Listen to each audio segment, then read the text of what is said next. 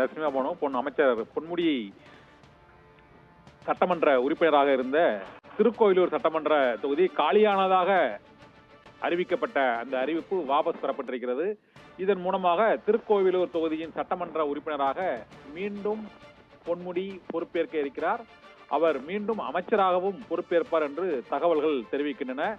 சொத்து குவிப்பு வழக்கில் 3 ஆண்டுகள் சிறை தண்டனையும் 50,000 ரூபாய் அபராதமும் பெற்ற சூழ்நிலையில் அவர் மீதான வழக்கு விசாரணையானது சென்னை உயர்நீதிமன்றத்தில் நடைபெற்று அவருக்கு 3 ஆண்டுகள் சிறை தண்டனை விதிக்கப்பட்டது. அதன் பின்னர் 50,000 ரூபாய் அபராதம் விதிக்கப்பட்டது. இந்த தண்டனையை எதிர்த்து அவர் உச்சநீதிமன்றத்தில் மேல்முறையீடு செய்தார். அந்த மேல்முறையீட்டு மனுவில் அமைச்சர் பொன்முடியின் 3 ஆண்டுகள் சிறை தண்டனை நிறுத்தி வைக்கப்பட்டது. இந்த சூழ்நிலையில் அமைச்சராக பொறுப்பு வைத்த பொன்முடியின் எம்எல்ஏவின் பதவி பறிக்கப்பட்ட நிலையில் திருக்கோவிலூர் தொகுதி காலியானதாகவும் அறிவிக்கப்பட்டிருந்தது. காலியானதாக அறிவிக்கப்பட்ட அந்த திருக்கோவிலூர் தொகுதி இப்போது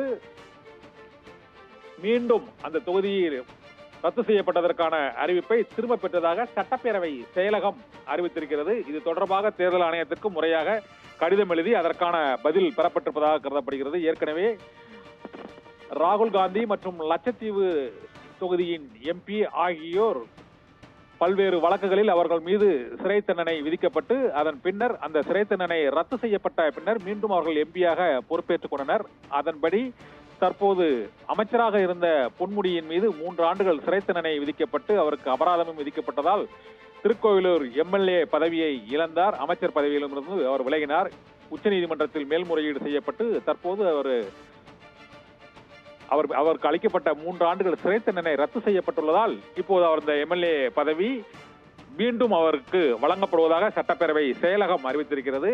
நாளைக்குள் அவர் அமைச்சராகவும் பொறுப்பேற்பார் என எதிர்பார்க்கப்படுகிறது. உயர்கல்வித்துறை அமைச்சராக அவர் பதவி வைத்த சூழ்நிலையில் தான் 96ஆம் ஆண்டு அவர் கனிம வளத்துறை அமைச்சராக இருந்தபோது வருமானத்திற்கு அதிகமான சொத்துக்களை குவித்ததாக லஞ்ச ஒழிப்புத்துறை தொடர்ந்த வழக்கில் தான் அவருக்கு தண்டனை வழங்கப்பட்டது. தற்போது அந்த தண்டனையானது நிறுத்தி வைக்கப்பட்டிருப்பதை அடுத்து திருக்கோவிலூர் தொகுதியும் காலியானதாக அறிவிக்கப்பட்டது, ரத்து செய்யப்பட்டிருப்பதாக சட்டப்பேரவை செயலகம் அறிவித்திருக்கிறது.